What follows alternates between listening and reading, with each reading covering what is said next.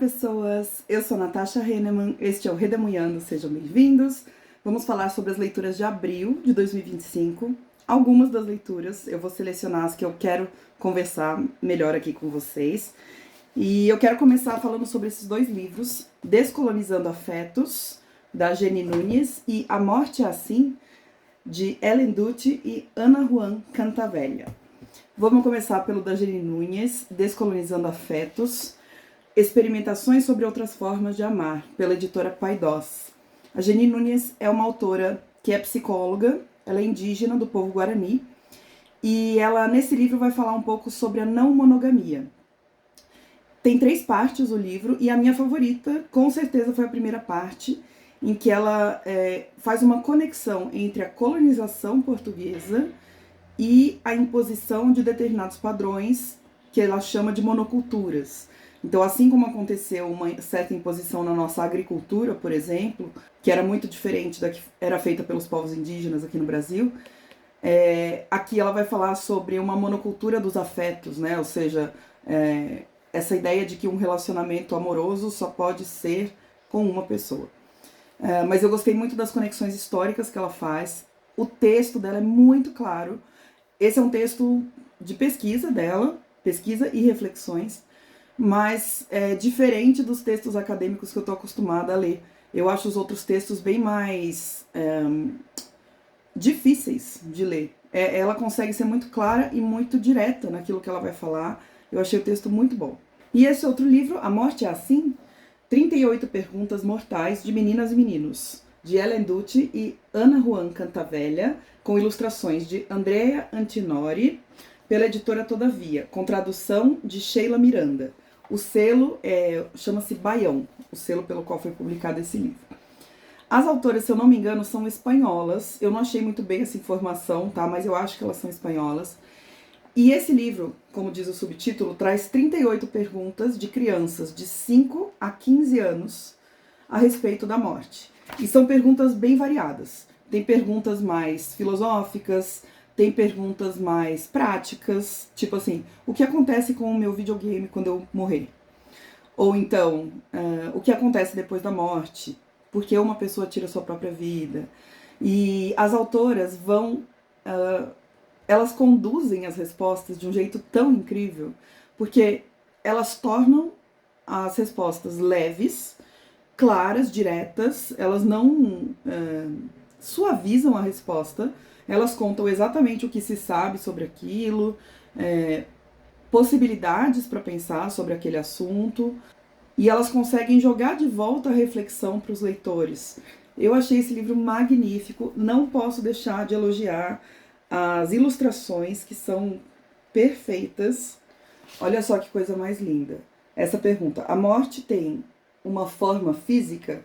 E aí olha os desenhos, gente. Elas têm esse respeito por culturas diferentes, por religiões diferentes. Então elas não direcionam a resposta para uma religião específica, elas não impõem um tipo de pensamento. Vale muito a pena, livro maravilhoso, eu quero ler tudo que essas autoras escreveram. E agora falaremos dos livros Ilha do Medo e Ética a Nicômaco. Ilha do Medo, um livro de ficção policial, de detetive, escrito por Denis Lehane, que é um autor dos Estados Unidos, publicado pela Companhia das Letras e com tradução de Luciano Machado. É um livro que já virou filme com Leonardo DiCaprio, acho que muitos de vocês já devem ter assistido. Eu acho que eu ainda não assisti, mas eu já sabia o que ia acontecer. Tem uma reviravolta aqui no livro. Por um lado é ruim, porque eu queria não saber da reviravolta previamente, mas por outro lado foi interessante porque eu fui captando todos os detalhes aqui, já sabendo do que ia acontecer, né?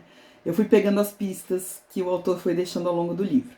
É a história de 2 xerifes que vão para uma ilha isoladona, lá nos Estados Unidos, e nessa ilha funciona um hospital psiquiátrico para pacientes de altíssima periculosidade, inclusive criminosos, assassinos, e eles são chamados para investigar o sumiço de uma dessas pacientes perigosas. Ela sumiu, assim, como se tivesse evaporado, deixou um bilhete com um código, então eles vão investigar.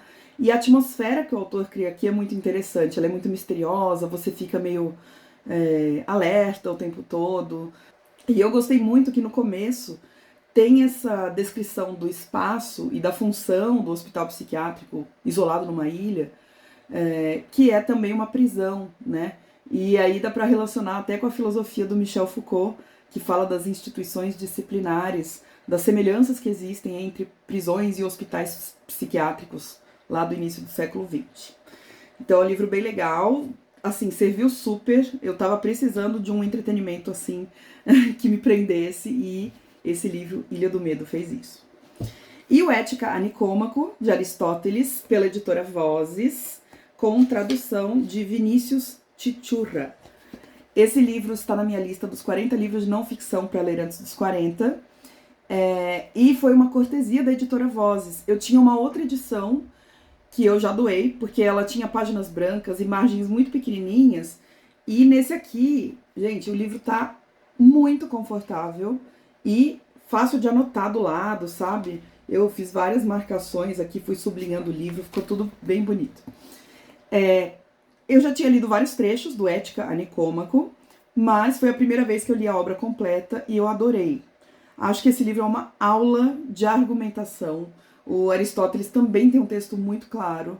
Ele apresenta a tese dele, vai argumentando de um jeito encadeado que vai levando o leitor junto no pensamento para você entender o que ele está falando mesmo.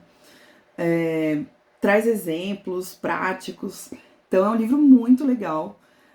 Foi uma leitura inspecional ainda para mim, foi uma primeira leitura, ainda não consegui aprofundar direitinho nos conceitos, mas aqui ele fala sobre vários temas ligados à ética, como felicidade, virtude, vício, amizade, justiça. Ele traz tudo isso ao longo dos capítulos. Tudo muito bem dividido, muito bem escrito. Eu adorei e me surpreendi. Eu achei que seria um livro mais difícil de ler do que foi. Obrigada, editora Vozes, por ter me enviado o livraço.